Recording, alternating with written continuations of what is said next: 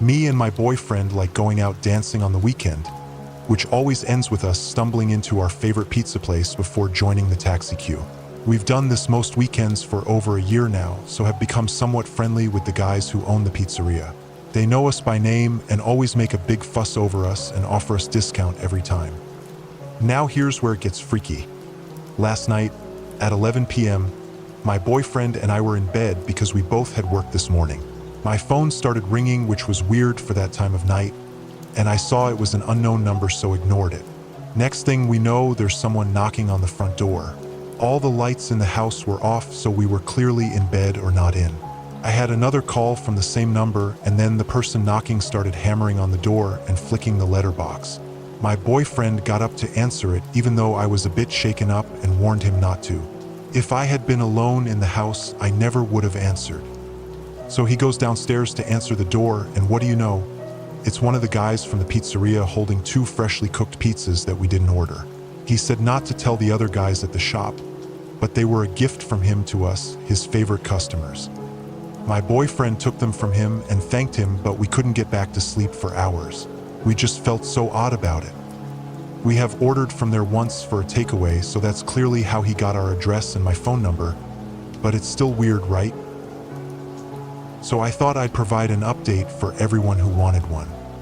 After the night that the pizza guy, I'll call him Bill for now, turned up at our house, me and my partner went out for drinks a couple weeks later and ended up in the pizza shop.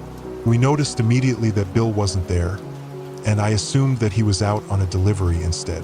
Before we left though, the manager came out of the back and said hello, and then apologized profusely about Bill's behavior and told us that he fired him.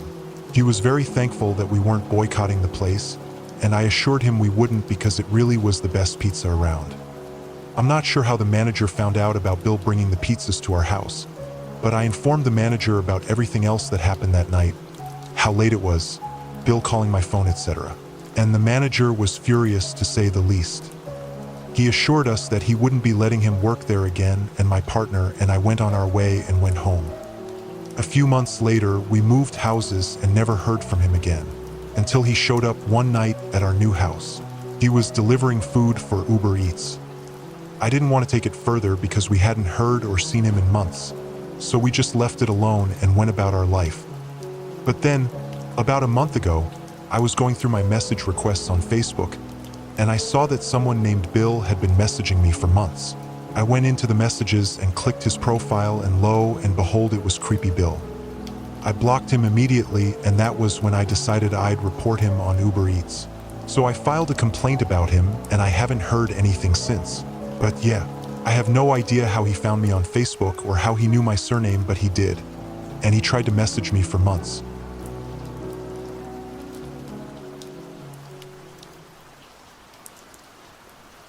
I've never posted here before, but I think this encounter might be worth sharing. It certainly scared the crap out of me at the time. It was 2001. I was a single mom, 34 years old at the time, and my son was 10. I took my son to his elementary school on my way to work. My schedule allowed for it, and it was nice to start our days out together. I'd drop him off and head to work that was about 10 minutes away. I had to cross over a river that ran through the city. I've always hated stopping on bridges at traffic lights, and this light seemed extra long. I was glancing around as I waited and was watching people in their cars, the river, and that traffic light that seemed to be stuck on red. Looking in my rearview mirror, I noticed a little white-haired old lady driving a little car. She was watching me in my rearview mirror as well. I was curious, so I kept looking at her, and she threw her head back and started cackling. Then she looked hard at me in the mirror, made a slashing motion across her neck. Then she started rocking her arms back and forth like she was holding a baby. Finally, she pointed at me. The longer I watched her, just the more disturbed I was. She just kept doing this over and over again and laughing. If you're a parent, you know this is not something that you prank other people about. It just felt evil. But no paranormal stuff here, so that's just my take on it. It had me pretty rattled, and once that light turned green, I flew up the street to get to work. And of course, I got more anxious the longer I was driving. By the time I got to work, I was in a full panic and went to my office and called the school. My son was in a special class alongside his regular assigned class. If he got too restless, he could go to this special class as an accommodation. So I was able to speak directly to his teacher immediately. I told her what happened. She said, "Boy, that sounds scary," and assured me that my son was okay. I've often thought back to that event, and I don't know if it was a harbinger of doom or just an encounter with a crazy old lady.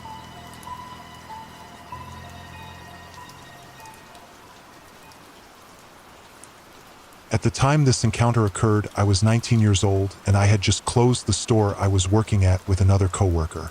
They drove home, and since I lived just right across the street, I thought I was safe to walk home alone. After all, it's just a 2-minute walk to my apartment. The apartment I lived in had an auto shop below the building which my uncle owned. This is important info, trust me. It was around 9:30 at night, so it was pretty dark out, and the roads were empty. Not even 10 seconds after I walked across the street, a dark blue minivan pulls up beside me out of nowhere. This kind of startled me, so I looked at the driver in confusion. I was carrying some bags of stuff I bought from work, and the guy driving the van noticed and asked if I needed a ride. I kindly declined his offer and just told him I just live a few minutes away, and so I started to continue walking. But the guy started slowly following me and continued with, "Are you sure you don't need a ride? I don't mind." I declined and continued walking, but he was persistent, and this started to creep me out, so I started walking faster and ignored him as he'd repeatedly say things like, "Come on, get in my car. Come on, get in the car." I was afraid to run inside the apartment because I really didn't want this creep to know where I lived, so I was going to just loop back around the building to lose him. Thankfully, I noticed that the auto shop's lights were on, and the garage door was open. My uncle must have been working late in the shop. So I walked towards the open garage, and the van sped off in a hurry as soon as they were about to pass by the open garage door. I told my uncle about what just happened and waited a few minutes before walking back out to get into my apartment. I locked all my doors and windows and stayed in the living room until my dad came home from our cousin's house. Thankfully, I never saw the van again. I did finally buy some pepper spray after this incident. I usually always had my weighted pocket knife on me, but I had actually left it at home that day after using it to cut thick string for some crafts I was working on. To everyone, even if you only have to walk 2 minutes to get to your destination, even if you think you're safe, please treat it like it's a 20-minute walk home at night in a really sketchy town. Always be on high guard and continue with causation when going anywhere alone. If you at all don't feel safe walking alone and you have anyone like friends or family that you know you can trust that wouldn't mind giving you a ride, or even tag along with you, don't be afraid to ask, because it might just save your life.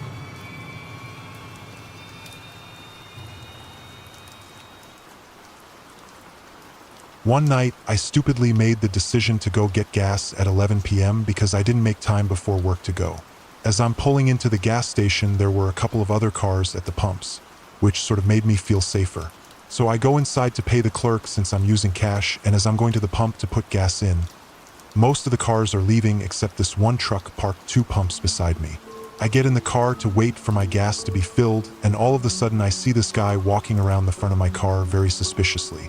I sort of glance up to see what he was doing, but instead, accidentally made eye contact with him. He then proceeds to ask if I have any change for gas, and I nod, "No, sorry." He says, "Okay, that's cool. Hey, do you want me to remove your gas pump for you?" I say, "No, I'm good, thanks." At this point, my gas has been filled up and he knows. He's kind of fidgety as well and walks away behind my car. I'm trying not to glance back and trying to be subtle about seeing where he is because I don't want to alarm him with how terrified I am. In my head, I'm thinking, how can I leave my car with him still around me? He's out of sight. At this point, no one is in the lot, and I'm waiting till another car pulls up. 5 minutes later, nothing. So my flight or fight response is really kicking my ass on what I should do next. It's really cold out. I haven't turned on my car because the pump is still in my car. I don't know where this man is at. Then finally I see him walk towards his truck, but not entering it, just around it. But as soon as his back is toward me, I go for it and I take the pump out, and he notices and quickly approaches me and says, "Oh hey, you're really beautiful." Still walking toward me, I nod and quickly but subtly put my gas cap back on. And he says, "I don't look like a serial killer, do I?" With this crazed look in his eyes. Like, "Yeah, actually you do." But at this point, I had already jumped in my car and was speeding away. So ladies, Please avoid the gas stations at night or carry some sort of protection because I sure as hell will from now on, and I learned my lesson.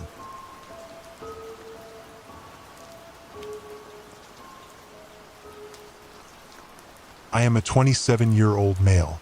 It was my day off and the weather was surprisingly tolerable for a Midwest winter, so I decided to take my dog to the dog park. The dog park belongs to the property I rent from and is maybe a half block away at most. So to get to it, I have to cross my building's parking lot.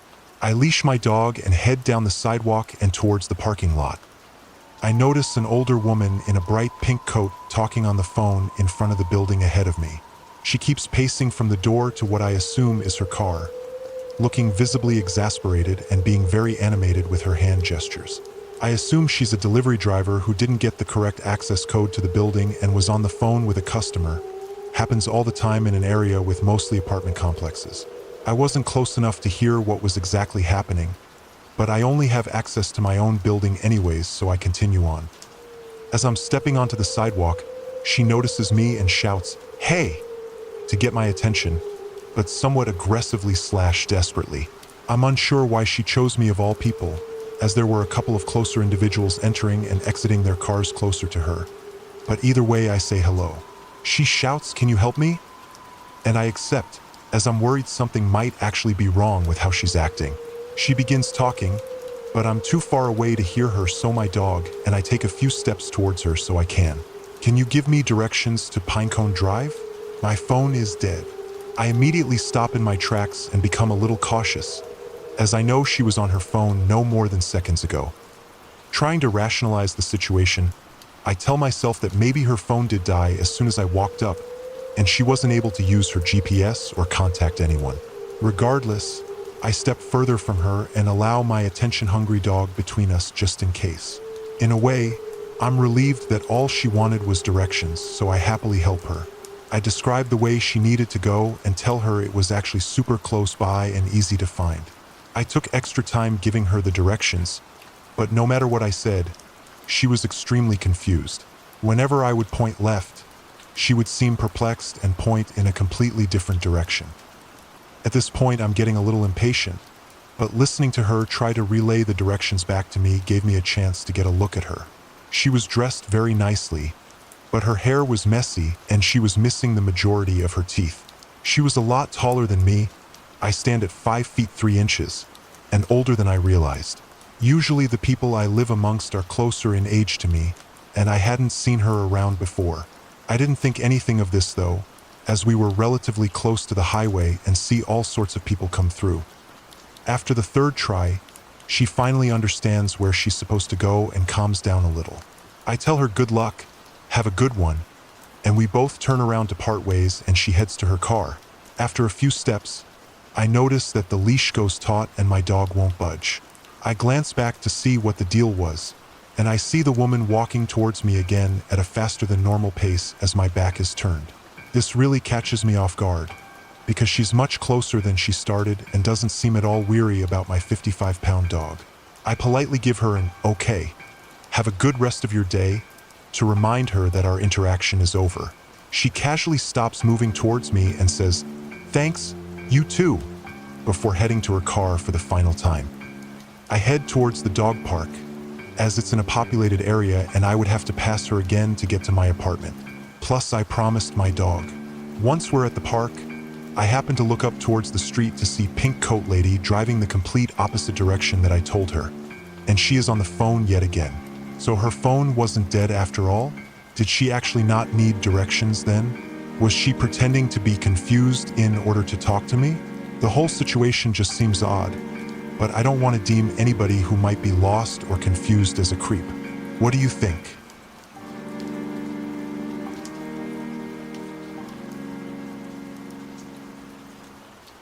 I was a young guy in college, driving back to campus from somewhere when I ran out of gas. It was getting dark, maybe 6 or 7 p.m. When I realized the gas ran out, I turned off the main street. Then, with my car's remaining momentum, I glided until I stopped in front of some random house. I sit in the car, try to think if there's anyone else I know with a car who stayed on campus for the winter break. No luck. So then I resign to the fact that I need to walk to wherever the nearest station is, fill up the little gas can from my trunk, then walk back. I go and grab the canister, and before I walk, I lean on the front of my car and look up directions. Just then, a woman pulls into the driveway. She's also college age, wearing some sort of server's outfit like she worked in fast food. I'm parked right out front of her house when she notices me.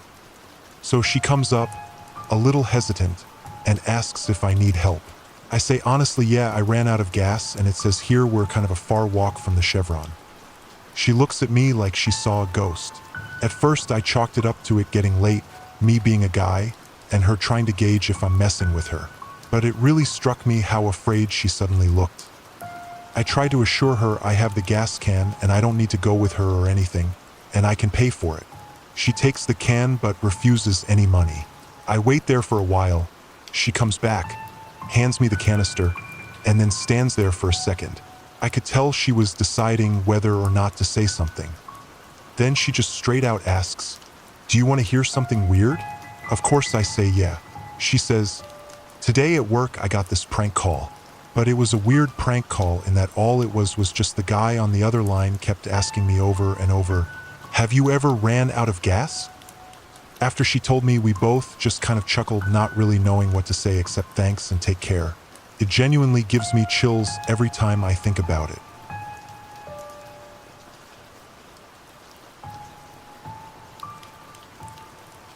"23-year-old guy here.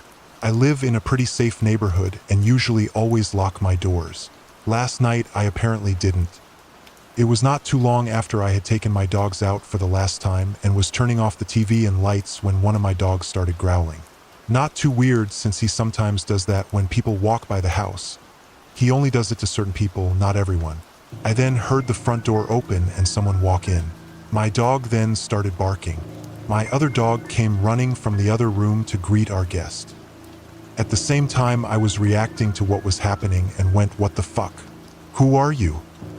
Standing in the hall was a guy in his mid to late 20s. He was skinny and tall. Oh wait, I don't think I'm in the right place." He genuinely seemed confused. I replied with, "Hell no you aren't. Please get out." He apologized and said he was coming to hang out with a friend and just accidentally went to the wrong place. I asked him what house he was looking for, and he said a number that was just a couple doors down from mine. He apologized again and left. He seemed nice and non-threatening, but I was still kind of spooked. This morning, I was ready to laugh the whole thing off, and I was planning on telling my neighbor what happened. I don't know them all too well, but we have talked before. Luckily, I caught up with one of them when I was taking my dogs out. I didn't want to come off like I was mad or scared over what happened, so I casually said, "I'm sure he told you about it, but your friend paid me a surprise visit last night." My neighbor gave me this confused look and said, "What are you talking about?" "Your friend. He walked into my house last night thinking it was your place." My neighbor was quiet for a second and then said, "I don't want to alarm you, but I have no idea what you're talking about. We didn't have a friend over last night." If you guys like this video, please drop a like and subscribe. Also check out my Instagram account called Scary Time, linked in the description. And as always, stay scary.